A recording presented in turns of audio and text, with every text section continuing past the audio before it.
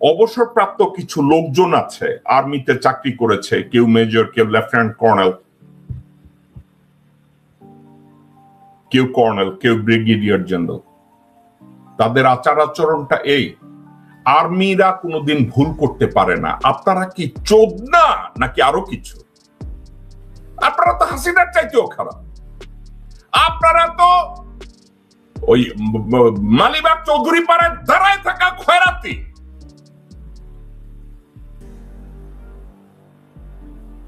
আর্মিরা ভুল করতে পারে না। আর্মিতে খালি আপনারা একারাই চাকরি করছেন। আপনাদেরকে আমি এই মেজর, লেফটেন্যান্ট কর্নেল, কর্নেল আপনাদেরকে গালি দিতে আমার কাছে কষ্ট লাগে, আমার গায়ে একটু বাদে।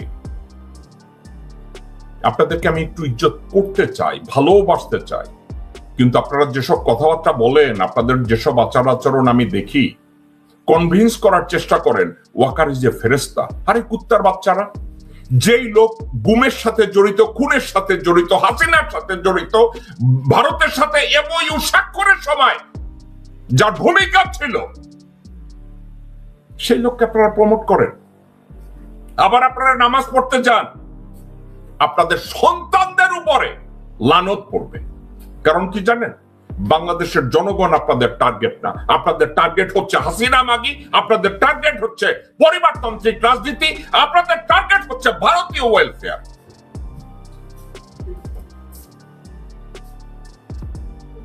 আপনারা নির্লজ্জের মতো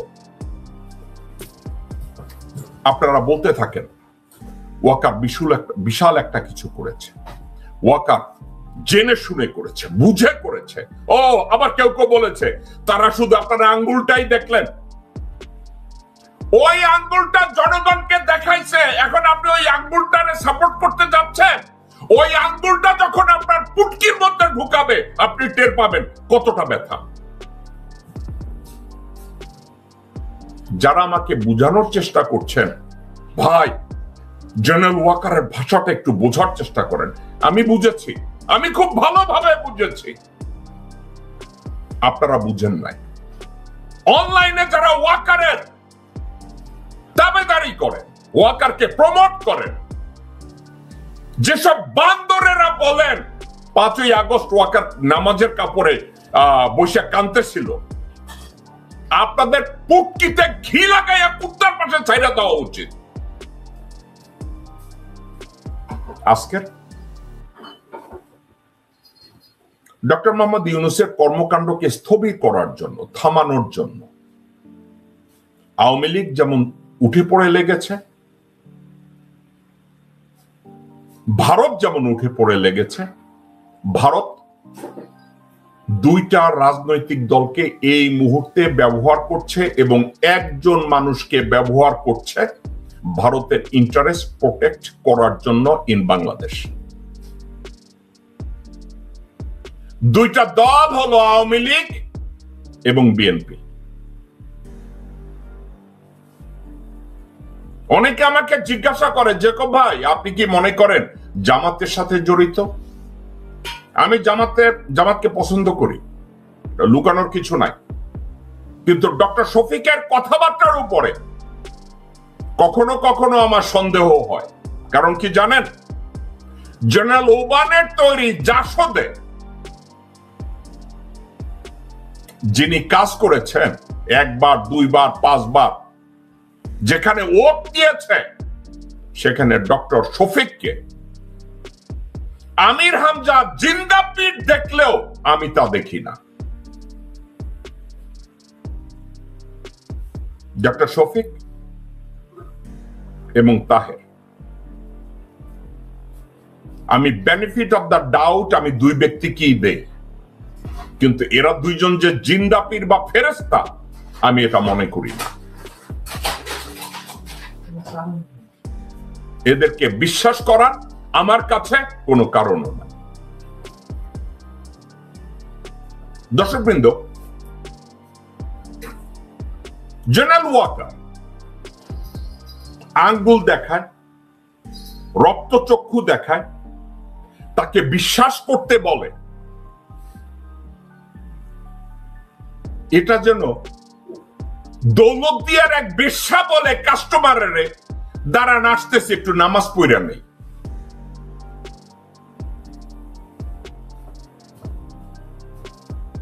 জেনারেল ওয়াকার কয়বার বলেছে আমাকে বিশ্বাস করুন আপনাদের ভালো হবে।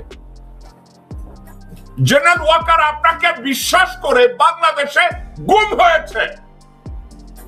জেনারেল ওয়াকার আপনাকে বিশ্বাস করে বাংলাদেশে ক্রস ফায়ার হয়েছে। জেনারেল ওয়াকার আপনাকে বিশ্বাস করে বাংলাদেশে আয়নাঘর তৈরি হয়েছে। জেনারেল ওয়াকার আপনাকে বিশ্বাস করে এক্সট্রা জুডিশিয়াল কিলিং হয়েছে। জেনারেল ওয়াকার আপনাকে বিশ্বাস করে আপনার উপরে নির্ভর করে পিলখানায় মেসাকার হয়েছে। এরপরেও আপনাকে বিশ্বাস করবে? Do we look like that fool?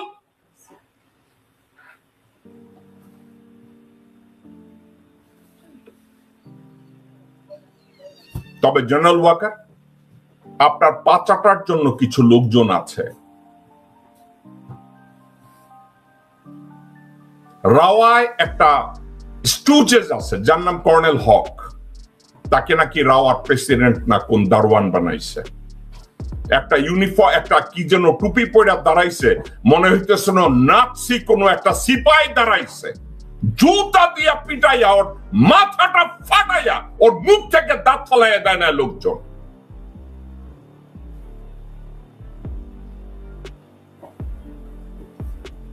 আর একটা লোক নাম ব্রিগেডিয়ার জেনারেল শাখাওয়াত, ভালো কথা বলে, ওই ওয়াকারের মতো। সে বলেছে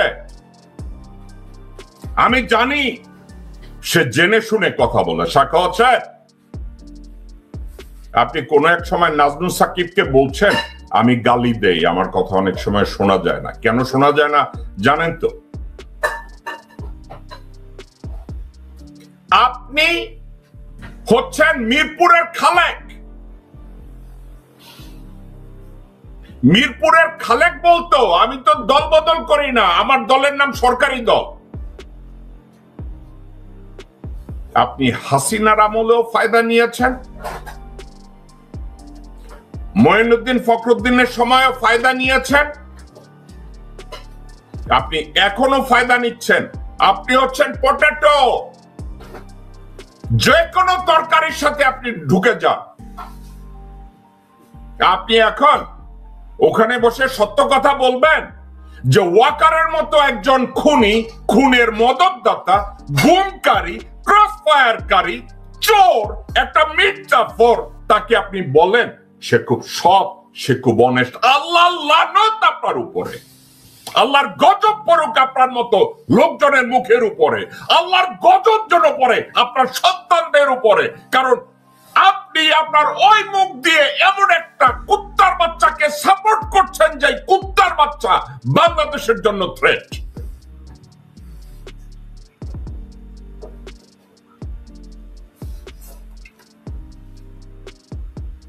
জেনারেল ওয়াকারকে অনলাইনে যারা সাপোর্ট করছে,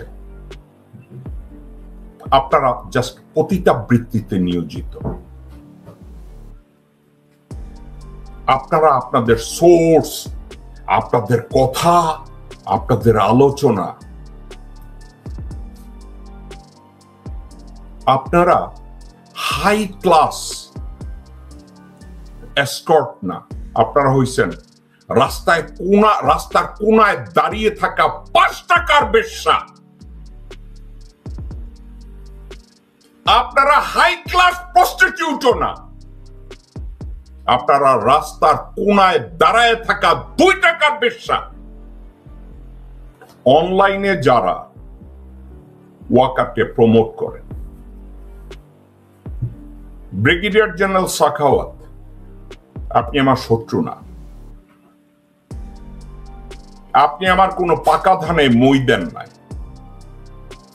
একটা ভুল মানুষকে আপনি যখন রিকমেন্ড করেন এবং ওই ভুল মানুষের কর্মকাণ্ডে যদি 17 কোটি মানুষ ক্ষতিগ্রস্ত হয়, একটা দেশ ক্ষতিগ্রস্ত হয়, আল্লাহ লানত আপনার জন্য অপেক্ষা করবে। আপনাকে আমি কল করেছিলাম, আমার কল ধরার গুর্দা আপনার নাই। আপনি মিনমিন মিনমিন কথা বলার জন্য কিছু লোকজন আছে অনলাইনে আপনার পা চাটে, 2-4 জন। এরা আবার তাদের সাথে কেউ একবার হ্যালো বললে মনে করে যে এই বোধহয় বাংলাদেশের কোন একটা মন্ত্রী বা বিশাল একটা ডিপ্লোম্যাটিক কাজ পেয়ে যাবে। ঠন ঠনা ঠন ঠন, আপনাদের মতো বালছাল রে, না ওয়াকার কিছু দিবে না সাখাওয়াত কিছু দিবে।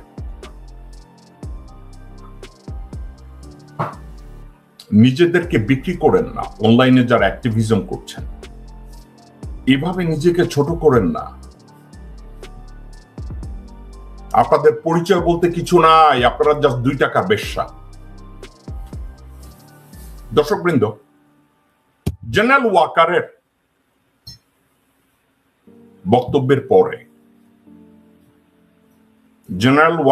বক্তব্যের পরে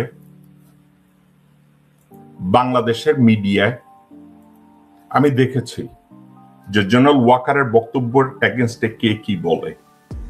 আপনি কি জানেন, আমি অবাক হয়ে দেখেছি হাসিনার শাসনামলে যে নীরবতা দেখেছি, হাসিনার শাসনামলে যেভাবে পা চাটা কথাবার্তা শুনেছি, হাসিনার শাসনামলে যেভাবে অস্থির গোমর একটা ভাব, সেই ভাব আমি দেখেছি।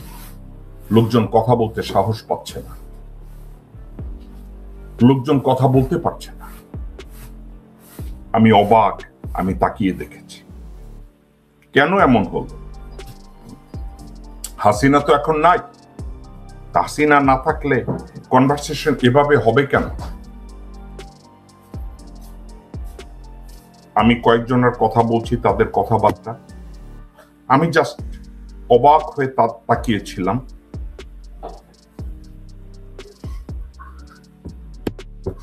যুগান্তরের সাংবাদিক নামে এক সং আছে, যুগান্তরের সাংবাদিক নামের এক সং, লোকটার নাম মাহবুব কামাল,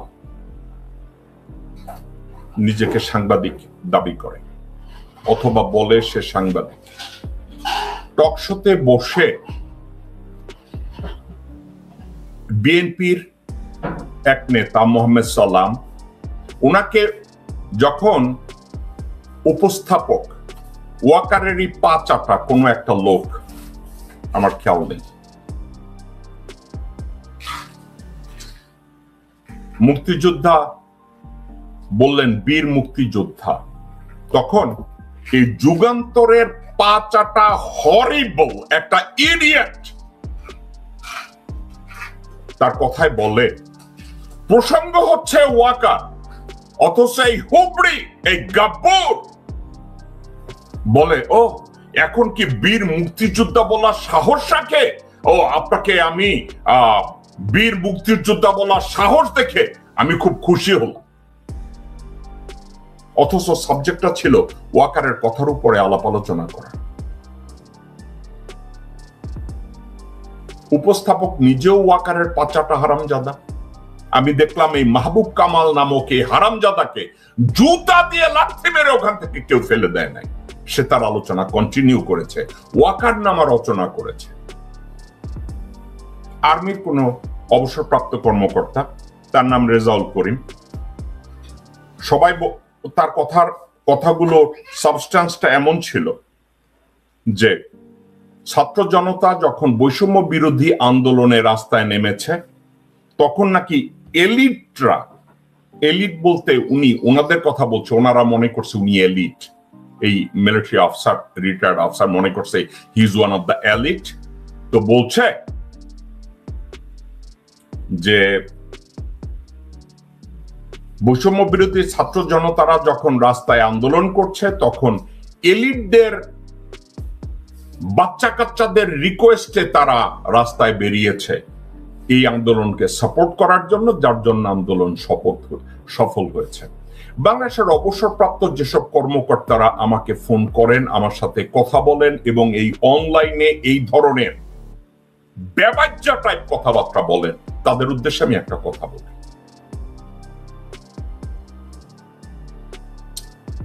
আপনারা আর্মিতে চাকরি করেছেন, প্রজাতন্ত্রের কর্মচারী হিসাবে ওখানে চাকরি করেছেন।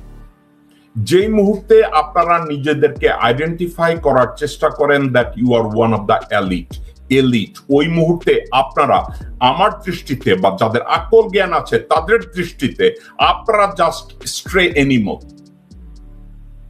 আপনারা just low of the lowest নরকের কীট। আমার জীবনে আমি শুনি নাই সত্যিকার অর্থে কোন একজন এলিট তাকে এলিট বলে। এবং এই রেজাউল করিম নামের এই হুবড়ি বলেছে এলিটরা রাস্তায় নেমেছে দেখে হাসিনার পতন হয়েছে।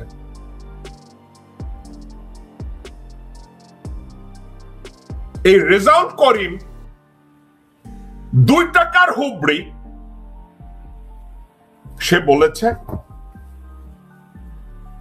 যে এলিটরা রাস্তায় নেমেছে দেখে সরকারের পতন হয়েছে। আমি একটা জিনিস আমি খুঁজে পাই না, বাংলাদেশে বসে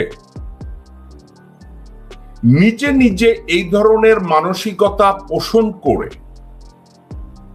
আপনারা কেমনে চিন্তা করেন যে আপনাদের চিন্তা ধারণাটাই পৃথিবী? আপনারা কি করে চিন্তা করেন আপনারা যেসব কথাবার্তা বলেন এটাই সত্যি, এটাই চিরন্তন সত্যি? আমি যখন নির্ভরযোগ্য সূত্রেও একটা খবর পাই ওইটাকে 10 বার ক্রস চেক করি, কারণ আমি বিশ্বাস করি মাই information can not be the last information. দর্শকবৃন্দ, আমি একটা জিনিস বুঝি না, সেটা কি জানেন?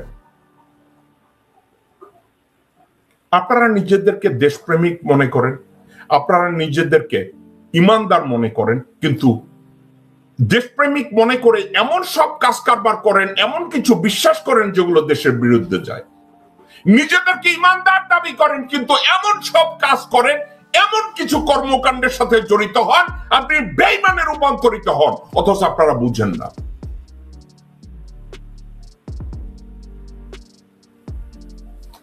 স্বার্থের জন্য আপনারা নিজেদেরকে পাগল বানায় ফেলেন। নিজের 2 পয়সার জন্য ব্রিগেডিয়ার জেনারেল সাখাওয়াত যখন কথা বলে, it's like you are talking to an angel. দর্শকবৃন্দ, অনেকে বলে ভাই আপনি গালাগালি করেন, আপনাদেরকে আমি ঠান্ডা মাথায় একটা কথা বলি, ওয়াকারের প্রশংসা করতে চান? আমি যেসব কথাগুলো বললাম এগুলো নিয়ে আলোচনা করতে চান? আমি আপনাদেরকে ইনভাইট করছি উইথ অল রেসপেক্ট, একজন লোক এগিয়ে আসুন আমার সামনে।